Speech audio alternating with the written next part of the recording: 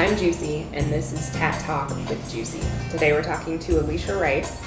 You've been here for 9 years this winter. That's what I'm told. So that's quite a ways to be here. How long have you been tattooing? This is my 27th year. I started right when I was 18. So you've seen the industry change quite a bit. Yes. When I started, there was only a handful of shops, and there's hundreds now in Denver. Can you describe what it was like when you first started tattooing? Yeah, it's like a pirate ship, and you can get thrown overboard at any time. There's no rules, there's no HR. People aren't always very nice. They want you to quit.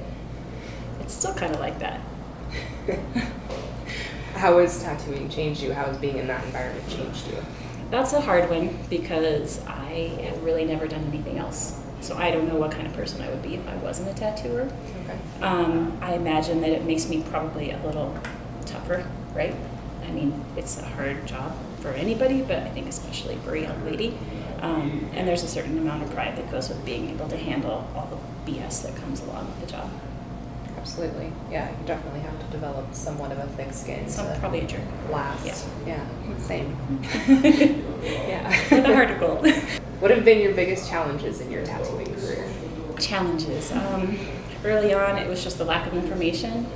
It was something that was closely guarded and not shared freely. So a lot of the mistakes that I made, you've made on your own, and maybe you found somebody nice to help you with. But now there's so much more exchange, and people help other people, and there's just a lot of internet photos available. That's a terrible thing to say.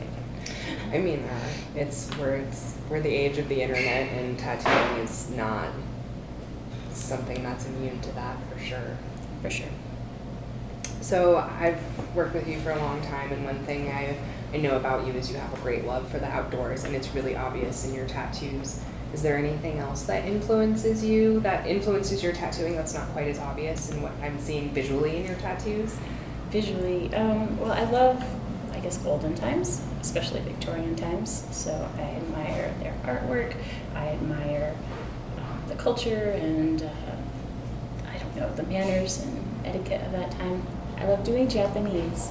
I like doing anything nature related. I like doing traditional American tattoos. I like doing anything that's mythological or fantasy related. What makes a good tattoo?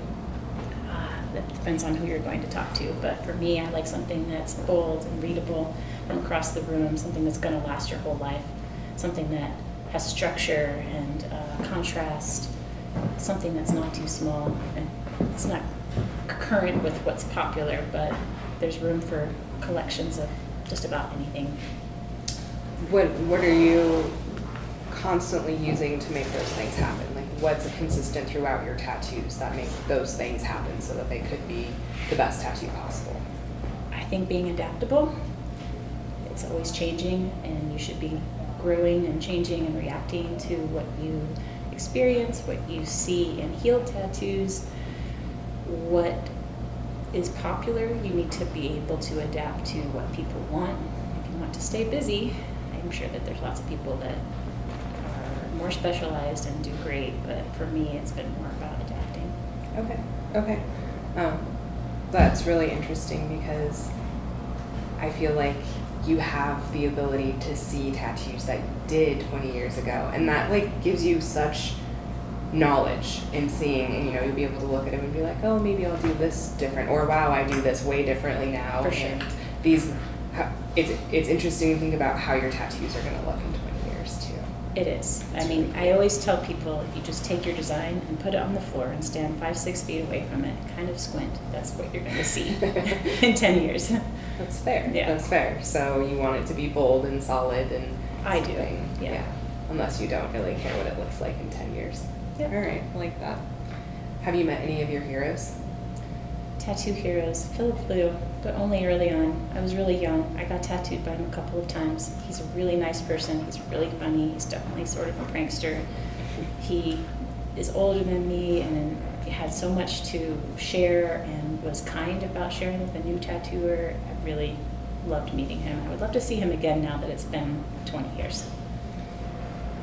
So one thing that I've learned in working from you is that being a girl doesn't make you tattoo like a girl. It doesn't make you tattoo girly. Do you feel like you've had to do something differently as a female in the industry than most males have? Or Doing things differently. I mean, obviously it's the same process. I guess it's just your aesthetics. There's a customer for everybody's art, probably good or bad, fine or bold, new school or old school. You'll always be able to find somebody that appreciates what you do. Earlier on in my career, they did not care so much for the feminine style. They wanted people that were true to tradition. So I tried to emulate that. I admired that. I wanted to do that. So being told that you did not tattoo like a girl was a good thing back in those days. Now I have people that come to me just because I'm a girl and expect that I will tattoo in a more feminine style or something. But it's not always what I would say that I specialize in. Okay. What has been the proudest moment or moments in your career as far as tattooing? Unrelated to me tattooing, but my mom is a little old lady in a wheelchair, and I went to go visit her, and she's always asking for tattoos, and I don't like to carry all my stuff to do one little tattoo for my mom, so I started just hand poking, which is not what I recommend anybody do, but it works for a little old lady in a wheelchair that lives far away. But while I was visiting her, I surprised her and said, all right, now you're going to do one for me. And she got flustered and said, I don't know, I can't even see. I said, I don't care, I want you to do one for me. So she sat there and got all close to it and poked one in for me, and I'm really excited that I got that from her. That's awesome. That's like such a good way to have someone important and special leave their mark on you. Yeah, and it can definitely be a good way to get hepatitis if you don't know what you're doing. So I don't recommend it. Yeah. I mean, you know what you're doing, so that's good. But yeah, and I think of tattoos that way too. Like, those are my friends and left their mark. I mean, I have tattoos from you, and like everybody's always so into the hammerhead shit. Like, who did that? Everyone always asks me about that. Yeah. And it's cool because we've worked together for so long. It's like a mark from you forever, which I love. I like to think about that. Yeah. Awesome. Well, thank you for talking to us today. We My appreciate pleasure. you. Thanks for having me. And just like everyone else that we talked to, I hear you're going to be doing a tattoo giveaway. I'm excited to. So you get to pick the tattoo that you put on a client, which is cool because usually they're picking. So you get to decide this time. I'm excited to see what you pick. Me too. And I have a couple of ideas in mind. I'm sure that whoever wins, we can come up with something that you like, as long as you're a fan. Awesome. Cool.